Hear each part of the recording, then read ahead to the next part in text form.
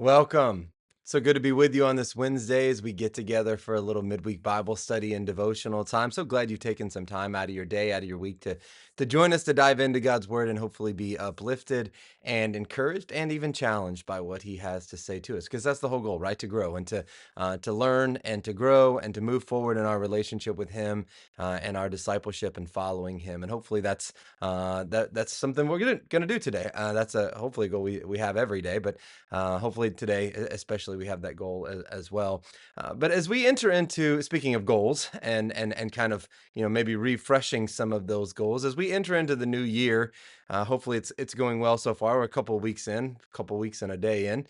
It's natural as we start this time of year to be thinking about resolutions and priorities, but before we start filling up our calendars and making our plans for what this year is going to look like and how we're going to go about this and how we're going to do that, I think there's a critical question that we need to ask ourselves. And really, this is a question that ought to be asked each and every day, not just as we start the new year. But the question is, who sits on the throne of our hearts?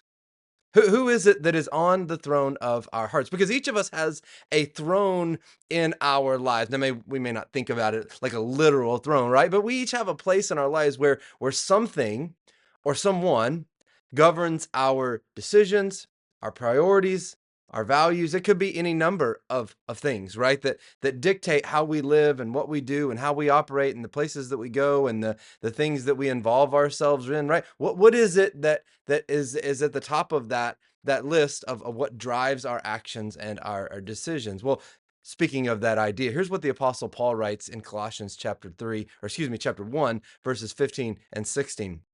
He says, "The Son, Jesus, is the image of the invisible God, the firstborn over all creation. For in him all things were created, things in heaven and on earth, visible and invisible, whether thrones or powers or rulers or authorities, all things have been created through him and for him." And so Paul reminds us, again, not just at the beginning of a new year, but each and every day, that Jesus is not just another important figure in our lives. He is the Lord. He is the King. He is supreme over everything and everyone. All creation was made by him, through him, and I love that extra part, for him. Sometimes it's easy, I think, for us to kind of grasp the idea that everything was made by God and everything was made by Jesus. That even God, or John writes about this in the beginning of his gospel, that in the beginning was the Word, and the Word was with God, and the Word was God.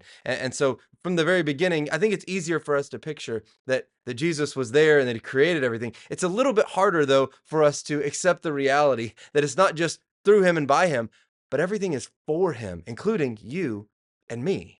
His authority is absolute. He doesn't need our permission to be first. He already is, always has been, and he always will be. But what he desires from you and from me is our acknowledgement of his rightful place in our lives. The truth is, life is often presenting us with competing allegiances.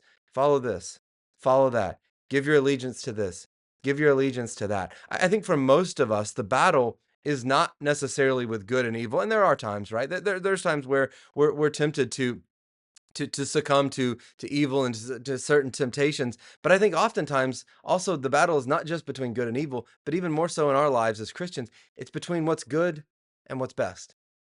Maybe it's our career, maybe it's our family, maybe it's a hobby, maybe it's some endeavor, maybe it's some ambition that we have. And listen, those things aren't inherently bad things. In fact, many of them are good things. The problem lies when they occupy the throne that belongs to Christ, because they lead us away from putting him first and from giving our allegiance first and only to him. So let me give you just a few quick thoughts as we reflect on this idea. So maybe some practical ideas. First, I think it's important for us to examine our priorities. Again, this may be a new year practice, but ought to be an everyday implementation, right? Take a moment every day to reflect on what drives your daily decisions. Is Christ truly at the center of your life, or have other things crept in and sat on the throne that belongs to him? Secondly, dethrone those competing allegiances, right? Matthew chapter 6, verse 33, a passage that's probably familiar to many of us. Jesus says, "Seek not alongside or along with or second or third or somewhere. Seek what? First. Seek first his kingdom and his righteousness. And as we examine our priorities, it's paramount that we dethrone anything asking Jesus to take second place in our hearts. And then third, live for his glory, right? Live it out. Again, as Paul says in Colossians chapter 1, verse 16, all things were created for him. And so let your actions and your decisions and your words, may your life reflect your allegiance to your King. So may we start the new year acknowledging Christ, not just with our words and our lips. That's good. That's a start, but man, not in there. May we acknowledge him also with our actions, with our lives, with our choices. He truly is King. So let's live like it. Hope you have a blessed day. God bless.